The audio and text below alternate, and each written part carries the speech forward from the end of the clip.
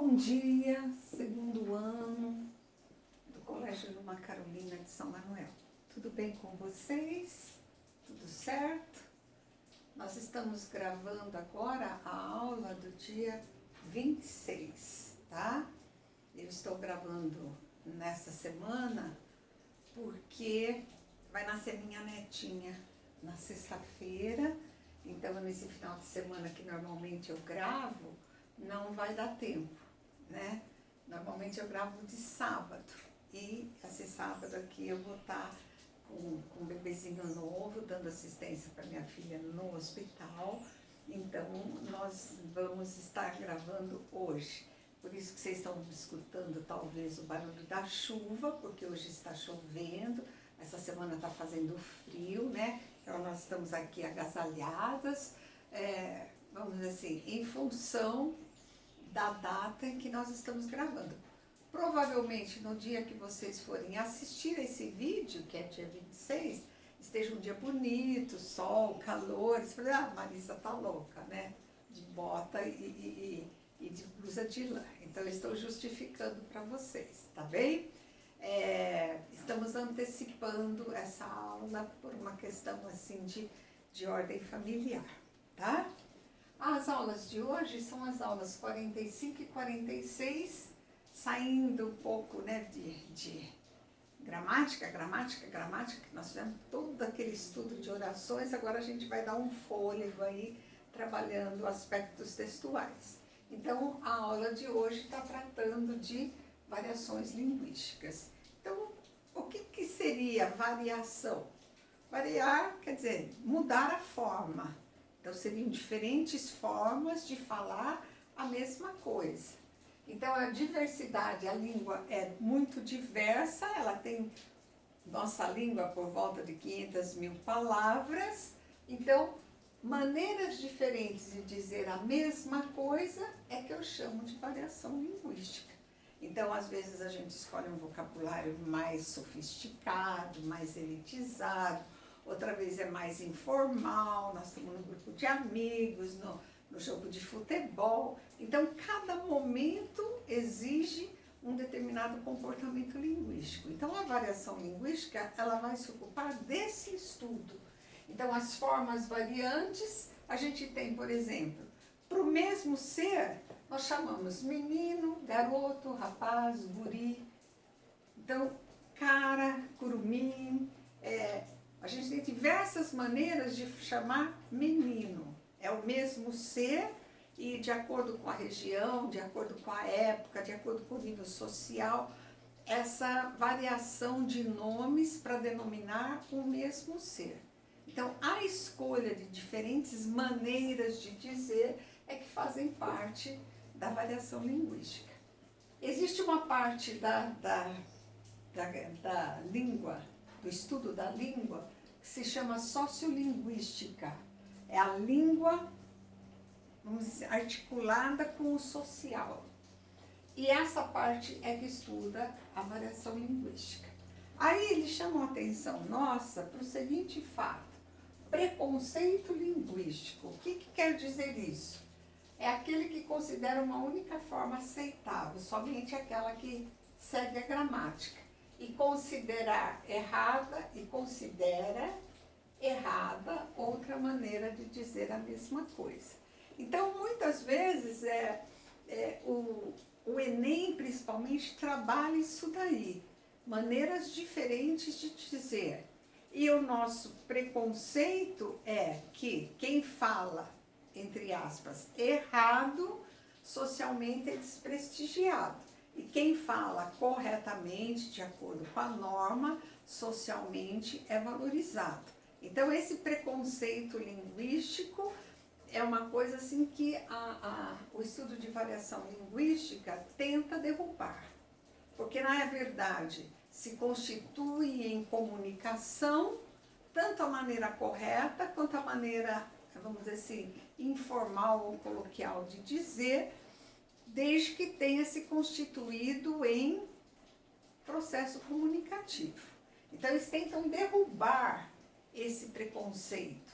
E, através de letras de músicas, através de personagens que são criados no mundo do teatro, do cinema, dos livros, que eles falam de uma maneira diferente, para derrubar esse preconceito linguístico que é achar que só tem razão, que só está certo quem falar de acordo com a gramática. Tudo é uma questão de situação, tá? No vestibular, vocês são cobrados, sim, na maneira correta de falar, tá certo? Mas não quer dizer que a gente tenha que desprestigiar as pessoas que não têm tanta cultura e que falam, de repente, uma outra forma que, segundo a gramática, estaria inadequada, tá?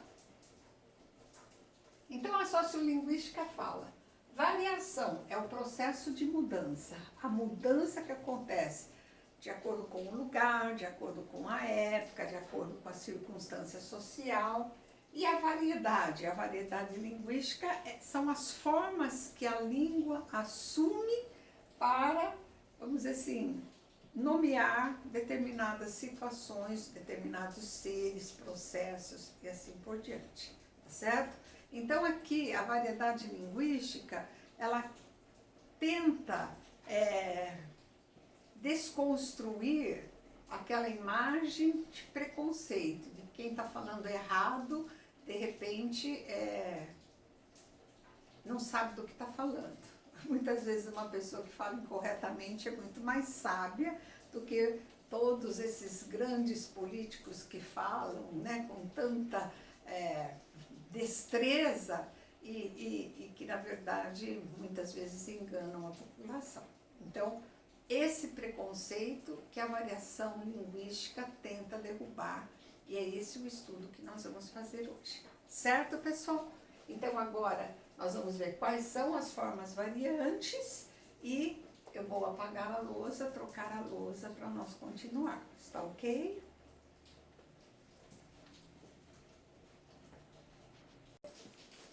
Então, vamos lá, gente. Vamos ver as formas aí de variantes, né? Primeiro tipo, as variantes gramaticais, que de repente acontecem no plano fonético, no som, na pronúncia das palavras.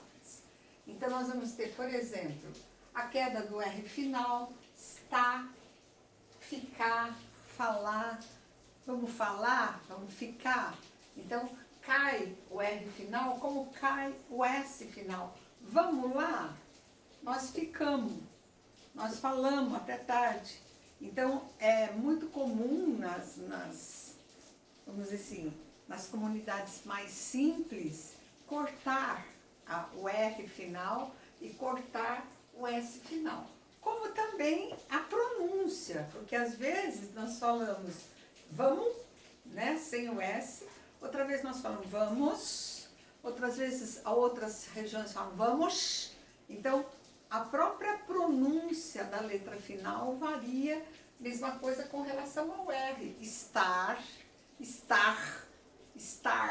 né? Conforme a região, conforme a pessoa, essa pronúncia, ela vai também sofrer uma mudança. Então, todas essas acontecem no campo fonético. A queda da letra inicial, o C em vez de você, tá em vez de estar, tava em vez de estava. Então, muitas vezes, na pronúncia da palavra, se come a letra inicial. Ou, por exemplo, a pronúncia do L final. Pastel, em vez de pastel, que seria a pronúncia do L. Então, essa variação na pronúncia da palavra, por mais que a gente diga que a palavra correta é circuito, as pessoas falam circuito. Por mais que a gente fale que é gratuito, as pessoas falam é gratuito. Então, essa variedade no campo fonético é que traz para nós as variantes fonéticas. Então, aquilo que eu falei, conforme a região, conforme o nível cultural, conforme a situação, a pronúncia das palavras sofrem uma modificação. A parte da gramática que estuda a pronúncia das palavras se chama ortoépia, ortoepia, que é a pronúncia correta, estuda a pronúncia correta. Por exemplo, que a gente vê muito, às vezes, a diferença da pronúncia do Rio de Janeiro para São Paulo. Então, algumas palavras são bem diferentes mesmo. Fecha e fecha, por exemplo, e pego e pego, né? O ladrão foi pego em São Paulo, no Rio de Janeiro o ladrão foi pego. Então, essa diferença regional também provoca as variantes fonéticas. Então, sempre que a mudança for no campo da pronúncia e do som, nós vamos falar que são variantes fonéticas. E morfossintáticas, aí tem mais a cara da gramática mesmo. Por exemplo, na flexão das palavras, os homens, 200 gramas em vez de 200 gramas. Não trouxe, ponhei tal coisa em tal lugar. Então, na flexão, nas formas verbais, principalmente os verbos irregulares, muitas vezes a gente tem a variedade, né, traduzindo a falta de aprendizagem, a falta de conhecimento da língua. Então, as pessoas mais simples, elas falam muitas vezes aquilo que a gramática chamaria de incorreto, mas que a linguística chama de diferentes modos de dizer a mesma coisa. Na combinação das palavras, a mesma coisa. Encontrei ele em vez de encontrei-o. Vi ela em vez de vi-a. Acabou as férias em vez de acabaram as férias. Então, as falhas de concordância, as falhas de regência, as falhas na escolha do pronome. Então, aquilo que envolve conhecer as classes de palavras, o seu emprego dentro da sintaxe, que seria a ligação entre as palavras para compor a frase. Então, cai demais isso daqui, pessoal. Eles pedem para vocês reescreverem as frases, corrigindo o que estiver informal ou coloquial e passando para a língua culta. Segunda fase. Geralmente é isso. Reconhece a variação linguística, a variedade linguística e agora reescreva de acordo com a norma padrão. Então, me viu, me encontrou, começar a frase pelo pronome é uma marca bem presente na linguagem coloquial e que o vestibular está sempre trabalhando, tá? Aí no número 2 a gente vê as variantes lexicais. Aqui não tem mais a ver com gramática, aqui é a escolha da palavra. São várias palavras com o mesmo significado, de acordo com a região, de acordo com a cultura, de acordo com a época. Então são variantes lexicais, diferenças de vocabulário. Aquele exemplo que eu falei, menino para nós aqui no estado de São Paulo, de repente rapaz, garoto, guri, cara, lá na aldeia dos índios, por exemplo, curumim, né? O garotinho é chamado de curumim. Então, nós temos várias designações para o mesmo ser que, para nós, é o que nós chamamos de menino, certo? Então, agora nós vamos apagar a lousa para fazermos a conclusão da aula, tá? Vamos lá. Então, outras variações que nós identificamos, por exemplo, o português do Brasil com o português de Portugal. A gente sabe que aconteceu a reforma ortográfica para tentar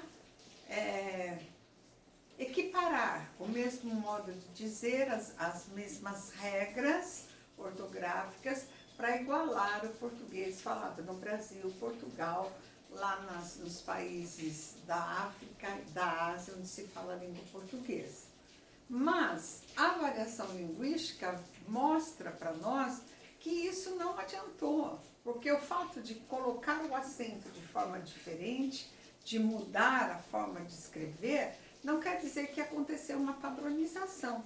Então, essas diferenças lexicais, por exemplo, entre Brasil e Portugal. O que para nós chamamos de camisa ou camiseta, lá em Portugal é chamado de camisola. Então, os homens vestem camisola. O que para nós é cueca, no Brasil, para eles é peúga. E o que é, vamos dizer assim, cueca para eles é a nossa calcinha, que seria a vestimenta feminina e não masculina. Por exemplo, a palavra ônibus, lá em Portugal, é chamado de autocarro. Lá em Moçambique, que é outro país onde se fala a língua portuguesa, é chamada de machimbombo, o ônibus. Vamos tomar o machimbombo.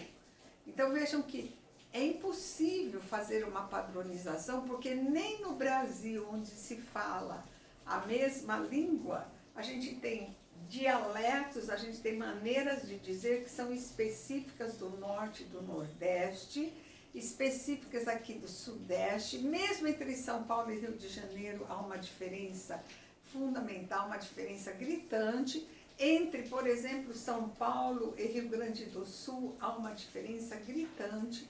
Então, na maneira de pronunciar, na escolha das palavras, é impossível acontecer essa padronização.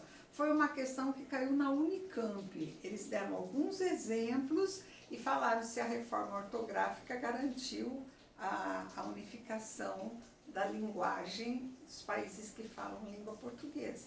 E a resposta é exatamente não, porque a escolha lexical é diferente. A nomeação dos seres é diferente. O que para nós tem um significado, para eles tem outro. Tem um texto do Luiz Fernando Veríssimo que fala sobre presunto, que presunto no Rio de Janeiro é chamado de fiambrada, porque lá presunto é defunto, que foi morto, que foi assassinado. Tinha um presunto na casa, em tal matagal, em tal lugar. Então, o presunto para eles é a pessoa que foi morta, a pessoa que esteja morta e não o comestível. Então, para eles, presunto seria fiambrado. É esse texto que fala. Se é verdade ou não, não sei. Mas esse texto explora essa diferença linguística, tá certo? As variedades linguísticas, elas acontecem em função de algumas circunstâncias especiais, como, por exemplo, a geográfica. A diferença do jeito de falar de uma região para outra. Ela também é conhecida por diatópica. Diatópica é um nome mais técnico. Dia, através de topos, é lugar. Então, em diferentes lugares se fala de diferentes maneiras. Por exemplo, a gente vê mandioca e aipim, abóbora, jerimum, menino no estado de São Paulo, guri lá no Rio Grande do Sul. Então, de uma região para outra tem bastante diferença. Quando nós viajamos pelo Brasil, conforme se sobe lá para a Bahia ou lá para o Nordeste, todos aqueles estados do Nordeste, as palavras às vezes são muito diferentes. Quando a gente chega a Fortaleza, eles dão um caderninho com algumas falas locais para que nós turistas possamos entender o jeito deles falarem. Então, a variação diatópica no Brasil, ela é muito grande. Você vê, mesmo como eu falei, entre São Paulo e Rio de Janeiro, a gente sente uma diferença muito grande na pronúncia das palavras, na escolha, no modo de dizer, é bem diferente. Quem dirá lá do Nordeste, Norte, lá Pará, por exemplo, até o Rio Grande do Sul, muda bastante. Então, ela é bem, vamos dizer assim, ela exemplifica bem esse tipo de variedade. O Brasil é um exemplo bem consistente de como o jeito de falar muda de uma região para outra.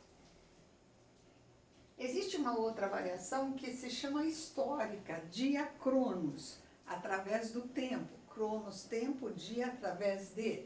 Então, aquela variação que acontece através dos séculos. Então, nós temos lá, por exemplo, Vossa Mercê que virou vós mercê, que virou você e que nós estamos vendo que está virando você ou se, né, numa redução da forma você, na linguagem coloquial, você vai não sei aonde, né? Você está bem hoje? Então você vê como que na informalidade muitas vezes nós utilizamos essa variedade linguística histórica.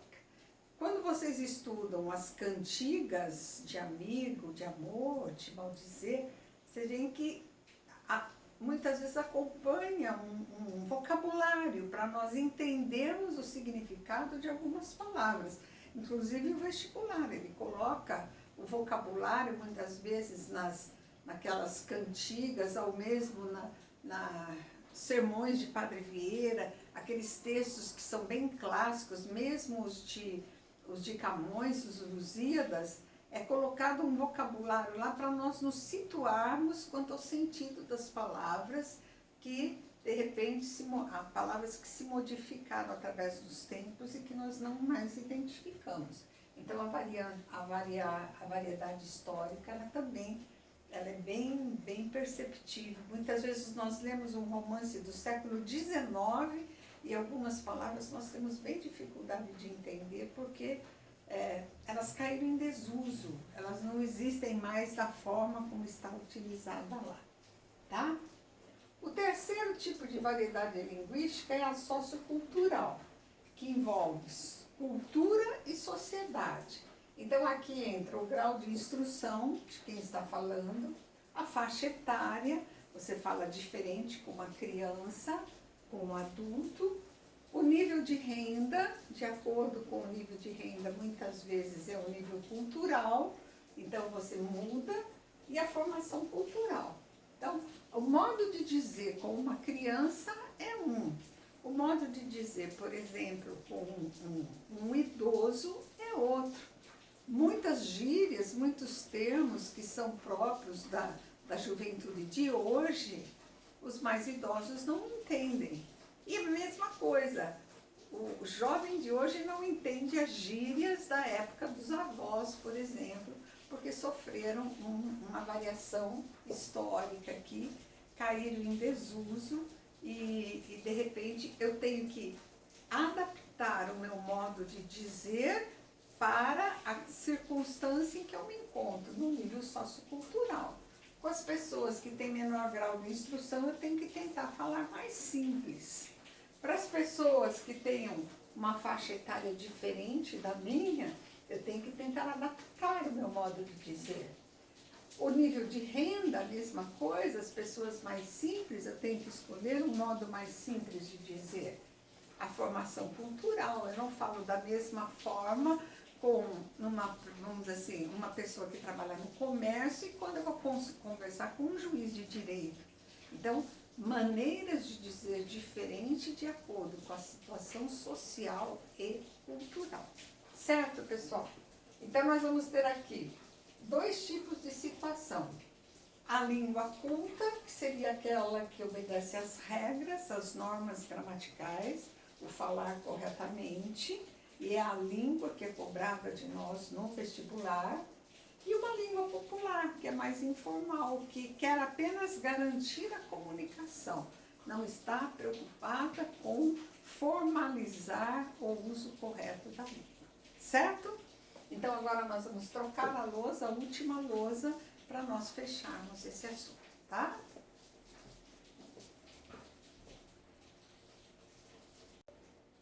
Então, voltando, só para fecharmos, faltava uma quarta variação, que é a variação de registro.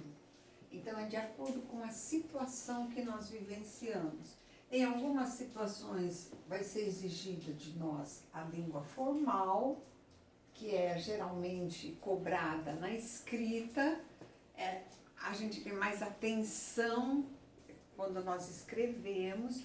É como eu falo para vocês, a variação de registro no vestibular é sempre a língua padrão, formal, escrita. E existe uma língua informal ou coloquial, que é a que nós falamos, assim, descontraidamente, com a família, com os amigos, numa situação de informalidade. Então nós chamamos de língua informal, que é mais utilizada na linguagem oral, tá certo?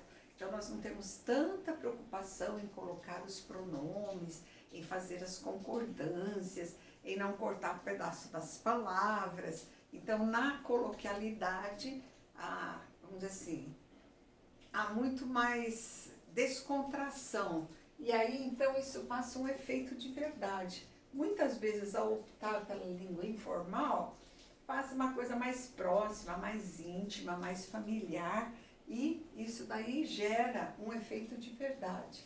Ou então, eu estou caracterizando um personagem. Então, se eu crio na minha narração, por exemplo, um personagem que é uma pessoa simples, humilde, que nunca frequentou a escola, eu não posso colocar essa pessoa falando formalmente. Então, para dar esse efeito de verdade, de verossimilhança, muitas vezes nós colocamos as personagens falando informalmente. E a mesma coisa quando eu quero caricaturar um grupo social. Então, de repente, você tem lá nas charges, nas tiras humorísticas, sejam caricaturas de personagens públicas, do futebol, da música, da política. Então você usa um jeito de falar, uma maneira, determinados clichês que essa pessoa usa para fazer essa caricatura, para dar esse efeito de realidade.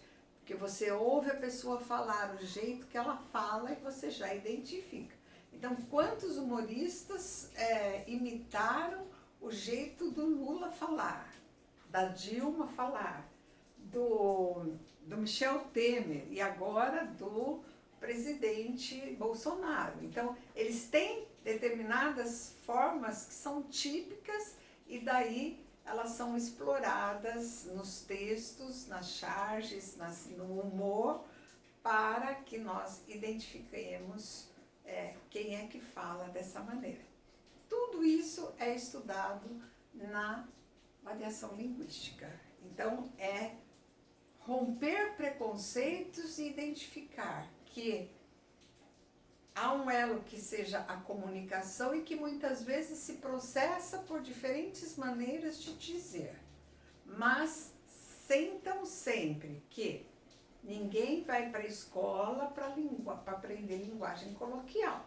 A linguagem coloquial já faz parte do nosso dia a dia, do nosso modo de dizer. A gente vem para a escola para aprender a língua culta, formal.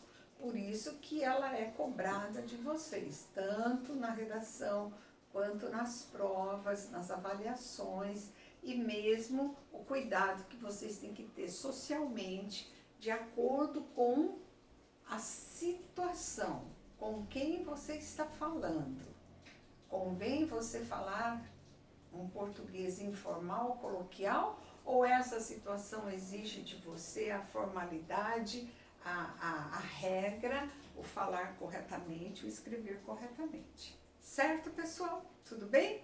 Então, é um assunto gostoso, porque você vai ver variações, modos de dizer diferentes, como sendo estudados pela sociolinguística, que vai associar o modo de dizer ao padrão social, o nível social, a formação social de uma comunidade, de uma coletividade. Tudo bem?